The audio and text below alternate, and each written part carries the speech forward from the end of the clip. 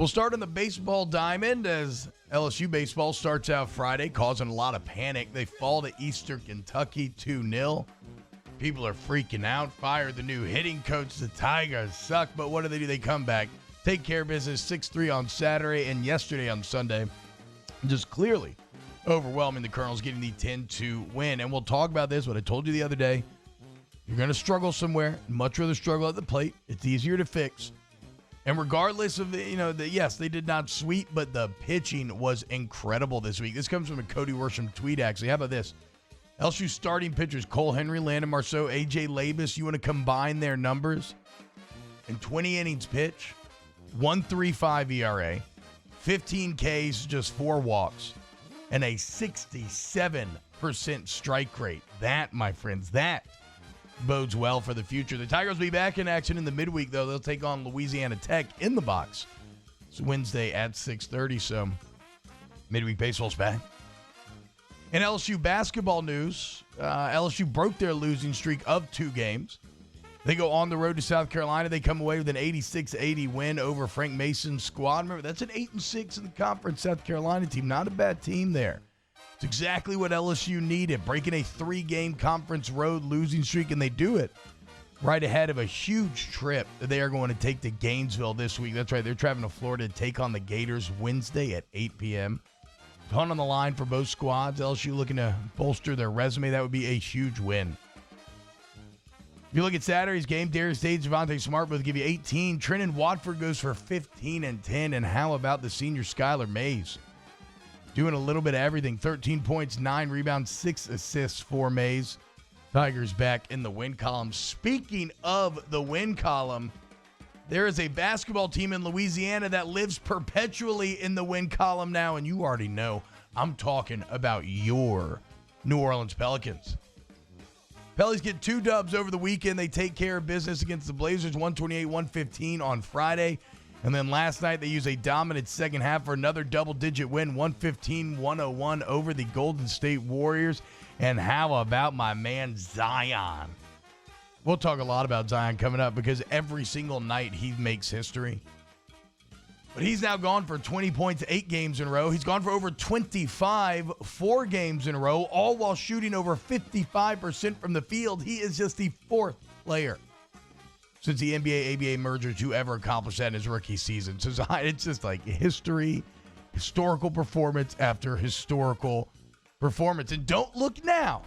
Remember, I've been trying to be cautiously optimistic. I've been trying to not get everybody too excited about a potential playoff push because, that's not necessarily the bar that the Pelicans are operating under this year. But don't look now. Pellies are making a run of this thing. I mean, we're just back from the All-Star break, and the Pelicans are making moves. As it currently sits today, they are now up to the 9 seed, and they are just 3.5 games back from the Memphis Grizzlies. The Pelicans have won 5 of 6. They've won 2 in a row. The Grizzlies have lost 2 in a row. The Grizzlies have the toughest remaining schedule in the NBA. The Pelicans have the easiest, and the Grizzlies ran into some bad injury luck this week, and as Jaren Jackson Jr. is going to be out 2 weeks with a knee sprain. Who's that, T-Bob? All you need to know is he's averaging 17 per game. And his emergence along with Ja Morant's been a lot of their success. So Pelicans, man, looking really good. We'll go into that more later. Speaking of really good, though, our guys and gals, how about them? LSU volleyball, let's go. Tigers give number 1 UCLA their first loss of the year. They defeat Hawaii in Sunday's first semifinal 4-1. Then take down the Bruins in the championship to win the Duke Hanamoku Beach Classic 3-2. How about it? LSU taking home the hardware from Hawaii. And if you want to check them out, see what it takes to be the best in the country, well, check this out. LSU is actually going to host UCLA next week at the LSU Beach Volleyball Stadium when it opens its home slate with the Tiger Beach Challenge. Nobody has a better stadium than the Tigers do, and that's how they're able to get UCLA all the way out here down to Baton Rouge. So if you're looking for something fun to do, that's going to be going on this weekend. So also beginning going on this week, the NFL Combine began yesterday. Tight ends, quarterbacks, and wideouts reported for registration, orientation, interviews. Listen to this schedule. So today, they'll do medical stuff. They'll do more team interviews. On Tuesday, they'll do media, more medical exams, position coach interviews, and psychological testing. On Wednesday, they have an NFL PA meeting, more interviews, bench press, and more psychological testing. And then finally on Thursday, more testing, more interviews, and then the actual on the field workout. So it's going to, I mean, look, they try to exhaust you over those days. So tight ends, QBs, and wideouts started yesterday.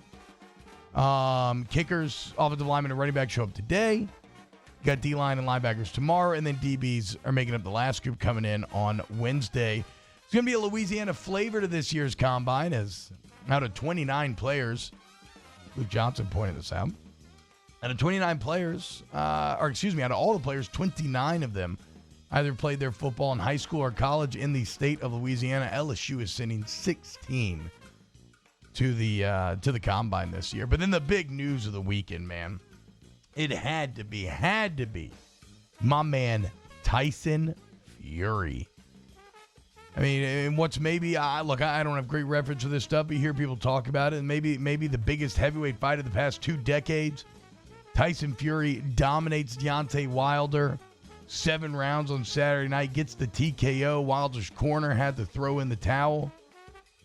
See if there's going to be a rematch. But first, I just got to talk about Fury, man. We're going to talk about a lot coming up. I cannot, like I said, I just can't stop thinking about the Gypsy King, 6'9", 270, a monster of a man. And for someone who doesn't care about fighting, but watched it, I had an incredible time. And I paid for it, and I lost money on it. And I still had an incredible time. And that's because of the display that Tyson Fury put on.